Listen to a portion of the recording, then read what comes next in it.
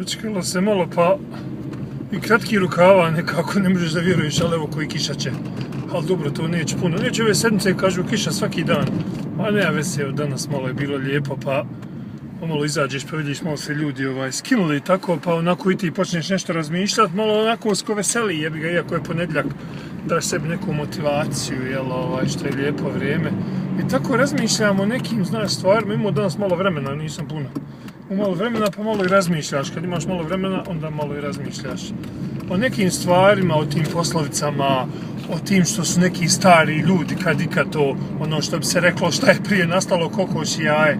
I sad mene neke stvari sam ja riješio, ali neke stvari nisam, pa me to malo kopka kad o tome razmišljam, znaš kad ti vidiš finu djevojku i to pa naprave se one face, znaš, kad ti vidiš da je ona fina, pa onda ti ovako ko zagriza se donja usna, ovako, kad zagrizaš donju usna. Zašto se nije, mislim se, ali pazi, to sam riješio kući, gledao sam na ogledalo, zašto se nije napravilo da zagrizaš gornju usnu ovako?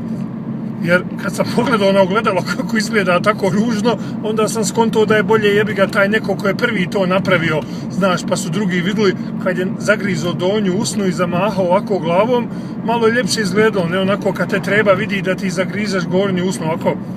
Ja jebo reče, vidi onoga jebote, hoće da me izujeda, šta li će ko da je cuko i šta ja znam. Znači, tu sam ja do tog zaključka došao, dobro, to je okej. Ali druga stvar mi nije jasna, ako je treba, znaš, cura, što ovdje kažu vruća ili hat, i šta ja znam, onda ti dođeš pa kažeš, znaš, ko vučeš. To mi sad nije jasno, jer, pazi, ti kad vruću sup, ili vruću kafu, ili bilo šta piješ, tiš normalno puhnćeš, znaš, neš u sebi, jer oprešćeš se, jebi ga. Što sad to ko trebe radi kontra, pa ovako, a ne radi. To nisam uspio, vidiš, ovo prvo sam riješio, ali ovo ne znam, pa taj neko ko je prvi, jebi ga, njih odmah slijede za njim, pa ko je taj prvi uradio, nek to tako ostane, šta ja znam, što mene neko kad pita, jesi ti Sale, ne znam, ovo ili ja ću isto oko ti, nemoj bogat me slijediti, možda to nije dobro. Ja sad kažem šta sam ja tu uradio i kako sam došao do toga ili otišao po toku, nebitno šta, nemoj me slijediti, možda je to pogrešno, ja ne volim kad me ljudi slijede. Šta će me, uzmi ti nešto pa ćemo vidjeti poslije svoju varijantu ili moju varijantu.